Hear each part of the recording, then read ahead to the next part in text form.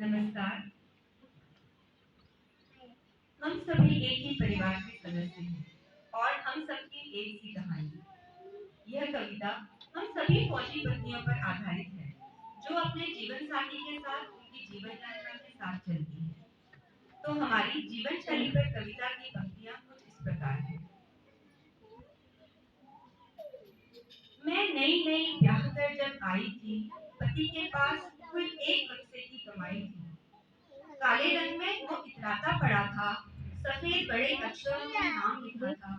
खोला तो पाया फाइलें, किताबें, वर्दी और जुए जुराबे और एक डायरी संजोई जिसमें कुछ फौजी कागज। मैंने पूछा, ये बॉक्स इतना चौड़ा और कम ऊंचा क्यों है? वो बोले, ट्रेन की सीट के नीचे आ जाए इसलिए।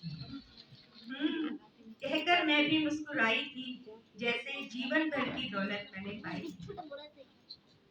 वो बॉक्स अब मेरे ड्राइंग रूम में सीट बन चुका था।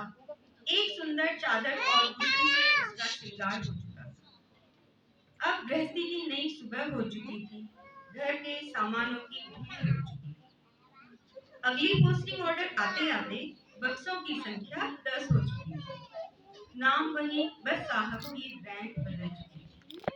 नंबर और स्थान की नई कड़ी छप चुकी थी।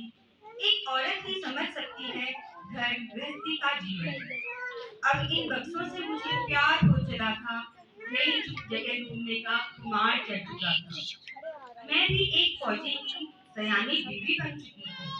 कभी गुस्सा तो कभी रौब भी जमाने लगी थी। कुछ फूल भी अब जीवन में खिल चुके थे। हम दो अब चार हो चुके थे। कपड़े, जूते, किताबें, खिलौने सब अथाह हो चले थे। पैकिंग के समय सब पहाड़ हो चले थे। फिर वही रंगाई, चुनाई, नाम, नंबर, लिखाई। नाम वही, रैंक नहीं, बस जगह की बदलम बदलाई। बस जगह की बदलम बदलाई। मत पूछिए, अब तो इन बक्सों में जान बसती थी मेरी। मत पूछिए, अब तो इन बक्सों में जान बसती थी मेरी। और यही थी एक फौजी बीवी की रेलम पे। किचन वाला, रूम वाला, खिलौने वाला, किताबों वाला, क्रॉकरी वाला, गर्म कपड़े वाला, रजाई, कुशन तकिए वाला, मोमेंटो वाला, साड़ियों वाला। ये सब बक्सों के नाम बढ़ चुके थे। फौजी के बक्सों के चर्चे अब आम हो चुके थे। मेरा तो खास बन चुका था वो साड़ियों वाला बॉक्स, जिसमें था पूरे देश की संस्कृति का एहसास। संजोए थे इन बक्सों में मैंने वक्त के कुछ हंसी लम्हे, कुछ नरम गरम किस्से, कुछ किस्से सहमे सहमे।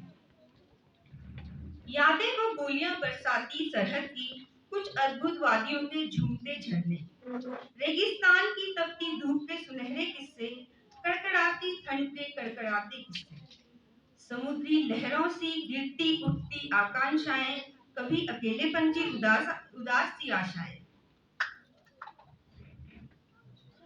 अब बच्चे भी बड़े हो चले थे।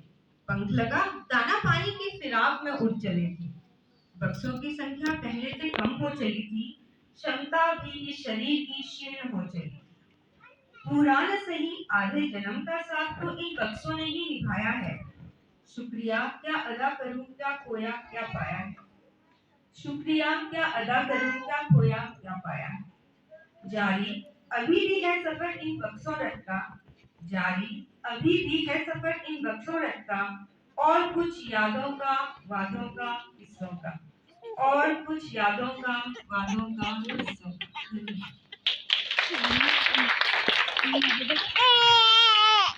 Thank you.